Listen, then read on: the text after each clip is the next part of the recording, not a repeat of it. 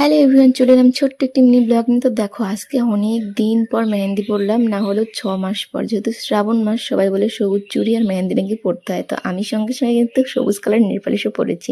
আর এটা কিন্তু আমি প্রথম পরলাম, মানে বিয়ের আগে পরতাম সব কালারে, কিন্তু বিয়ের পরে শুধু ওই লাল টাল আর কি পরা হয়। আর এই দেখো দেখো মেহেন্দিটা কেমন লাগছে অবশ্যই কিন্তু জানাবে। আমার তো বেশ ভালোই লাগছে।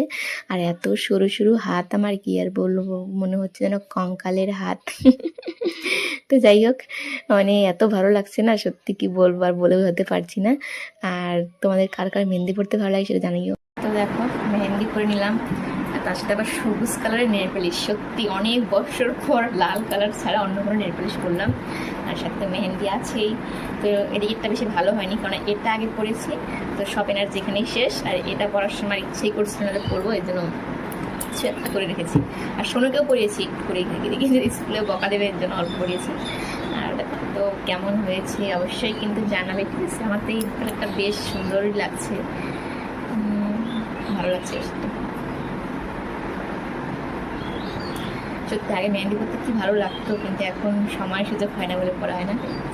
এত ভালো লাগছে না হাতটা দেখতে, মনে হচ্ছে না এটা আমার হাত, মনে হচ্ছে অন্য কারো হাত। তবে হাতগুলো এত সরু, এর জন্য একটু খারাপ লাগছে। কোনো ডিজাইন করা যায় না, একটু মোটা মোটা হলে ডিজাইনগুলো সুন্দর করে করা যেত। তো কেমন লাগছে জানি না। আংটিগুলো খুলে রেখেছি, ঢিলে হয়ে গেছে, এর জন্য একদম ফাঁকা ফাঁকা লাগছে। তো কেমন হয়েছে জানাবা কিন্তু। তো এখন কিন্তু মেহেন্দিটা শুকিয়ে গেছে, আর আমি এখন কিন্তু এখানে একটা জল লাগিয়ে নিচ্ছি। আর তোমরা দেখি কে কে বলতে পারো এটা কিসের জল। যদি না পারো তো কমেন্ট করো, আমি অবশ্যই জানাবো। আর এই জলটা দিলে কিন্তু মেহেন্দির কালার অনেকটা গাঢ় হয়ে যায়। আর এমনিতে আমার হাতে মেহেন্দি তো কালার ভালোই হতো, কিন্তু এখন কি পরিস্থিতি হবে সে জানি না। যদিও দেখো কালার হয়েছে হালকা, তো এই জলটা দেওয়ার পরে কিন্তু অবশ্যই আরও বেশি কালার হবে। আর এখানে কিন্তু আরেকটা জিনিস দিতে হয়, তো আমি সেটা না ভুলেই গেছি। তো যাই হোক, এটাই দিচ্ছি, দেখা যাক পরের দিন কেমন হয়।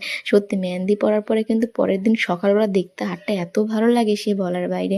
তো এখন দেখো আমি জলটা ভালো মতো এপাশে ওপাশে দুপাশেই লাগিয়ে নিচ্ছি। আর ভাবছি যদি সারা রাত রাখতে পারতাম তাহলে হয়তো ভালো হতো, কিন্তু আমরা তো ভাই বউ, মা, মানে বাচ্চার মা, আমাদেরকে সারা রাত রাখার উপায় আছে? হাত তো ধুয়ে ফেলতেই হবে। তো এখন দেখতে কি ভালো লাগছে, কিন্তু আমার এত সরু হাত, কি আর বলবো তোমাদের। তো জলটা দেওয়ার পর কিন্তু শুকিয়ে গেছে, এখন ভাবছি ধোবো নাকি উঠিয়ে দেবো, বুঝতে পারছিলাম না।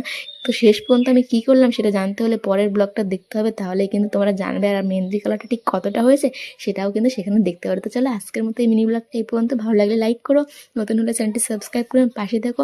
আর ফেসবুক থেকে দেখলে আমাকে ফলো করে দিও। চলো আজকের মতো এখানেই রাখছি, টাটা।